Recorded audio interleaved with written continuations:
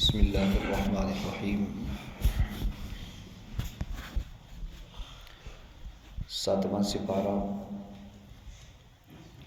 اس سپارے کے دو حصے ہیں۔ پہلا حصہ سورہ مائدہ اور دوسرا حصہ سورہ انعام کے ابتدائی حصے پر مشتمل ہے۔ سورہ مائدہ میں اللہ تعالیٰ نے سب سے پہلے ساتویں سپارے کے آغاز میں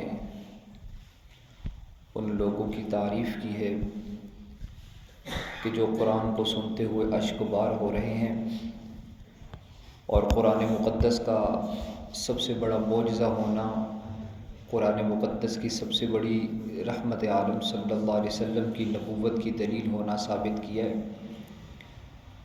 اللہ تعالیٰ نے فرعون کے سامنے جب موسیٰ علیہ السلام کو جانے کا حکم دیا تو فرمایا کہ آپ جائیے، آپ رب العالمین کے فرستادہ ہیں، اور یہ دو نشانیاں لے کر جائیے، ایک عصا اور ایک ید بیضاء۔ اور پھر حکم ملا آپ یہود کے پاس جائیے اور انہیں بتائیے کہ آپ کو اللہ نے رسول بنا کر بھیجا ہے، یہ لیجئے، یہ بہت ساری نشانیاں ہیں۔ قرآن مقدس نے کئی رسولوں کو نشانیاں دے کر جو اللہ نے بھیجا تو وہ بیان فرمائی۔ وہ نشانیاں یا وہ معجزات اللہ تعالیٰ نے ان کی دسترس میں کر دیے تاکہ جب بھی ضرورت پڑے لوگوں کے سامنے ان کا مظاہرہ کیا جا سکے۔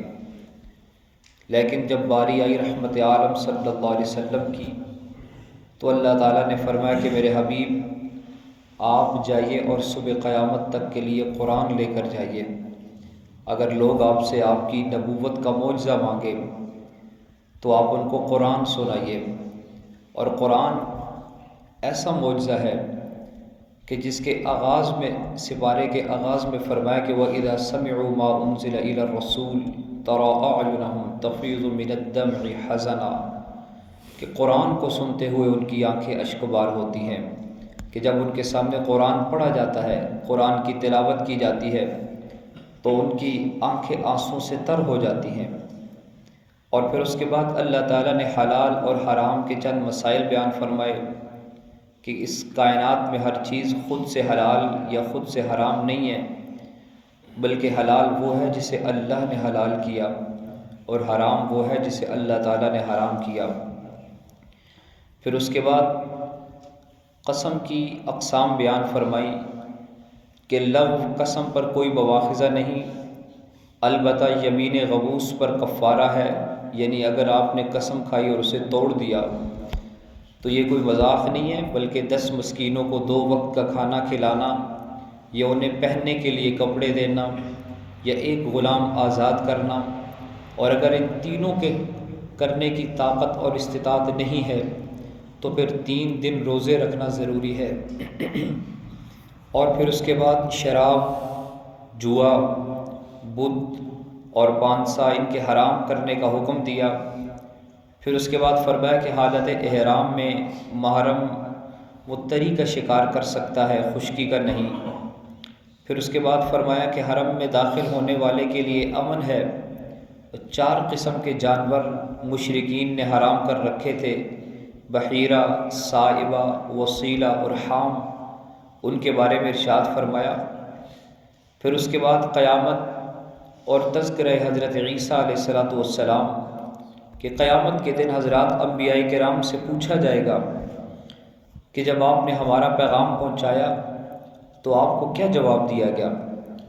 اس سوال اور جواب کے تناظر میں اللہ تعالیٰ نے حضرت عیسیٰ علیہ السلام پر اپنے احسانات گنوائے اور فرمایا کہ قیامت کا دن ہوگا اور ہم عیسیٰ علیہ السلام کو اپنے احسانات گنوائیں گے۔ ان احسانات میں مائدہ والا قصہ، جس کے نام سے سورت کا نام رکھا گیا، کہ حواریین نے حضرت عیسیٰ علیہ السلام سے کہا کہ اللہ تعالیٰ سے کہیے کہ ہم پر ایسا دسترخوان اتارے کہ جس میں کھانے پینے کی تمام آسمانی نعمتیں ہوں۔ چنانچہ دسترخوان اتارا گیا۔ ان احسانات کو گنوا کر اللہ تعالیٰ پوچھیں گے کہ اے عیسیٰ، کیا تم نے ان سے کہا تھا کہ تجھے اور تیری ماں کو معبود بنا لیں؟ تو حضرت عیسیٰ علیہ السلام کانپتے ہوئے عرض کریں گے کہ مولا تو پاک ہے، میں نے تو ان سے تیری عبادت کا کبھی بھی نہیں کہا۔ اور اس طرح یہ صورت مکمل ہو رہی ہے۔ اور پھر اس سپارے کا دوسرا حصہ سورہ انعام کے ابتدائی حصے پر مشتمل ہے۔ اس میں سب سے پہلے 3 باتیں اللہ تعالیٰ نے ارشاد فرمائی۔ سورہ انعام میں توحید کو بیان کیا کہ اللہ تعالیٰ کی حمد و ثنا، اللہ کی عظمت اور کبریائی خوب بیان ہوئی۔ پھر اس کے بعد نبی کریم صلی اللہ علیہ وسلم کی رسالت، نبی کریم صلی اللہ علیہ وسلم کی تسلی کے لیے اللہ نے 18 انبیاء کرام کا تذکرہ فرمایا۔ حضرت ابراہیم علیہ السلام، حضرت اسحاق، حضرت یعقوب، حضرت نوح، حضرت داؤد، حضرت سلیمان، حضرت ایوب، حضرت یوسف، حضرت موسیٰ، حضرت ہارون، حضرت زکریا، حضرت یحییٰ، حضرت عیسیٰ، حضرت الیاس، حضرت اسماعیل، حضرت یسع، حضرت یونس، حضرت لوط علیہ السلام۔ ان سب کے نام لے کر اللہ تعالیٰ نے اس صورت میں رحمت عالم صلی اللہ علیہ وسلم کی تسلی ارشاد فرمائی۔ پھر قیامت کا تذکرہ کہ قیامت کے دن اللہ تعالیٰ تمام انسانوں کو جمع کرے گا، اور روز قیامت کسی انسان سے عذاب کا ٹلنا یہ اس پر اللہ تعالیٰ کی سب سے بڑی مہربانی ہوگی۔ روز قیامت مشرکین سے مطالبہ کیا جائے گا کہ کہاں ہیں تمہارے شرکاء۔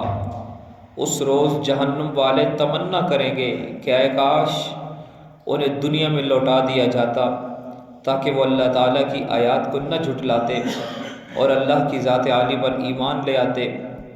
فرمایا کہ دنیا کی زندگی تو کھیل تماشا ہے اور آخرت کی زندگی اس سے بدر جہاں بہتر ہے۔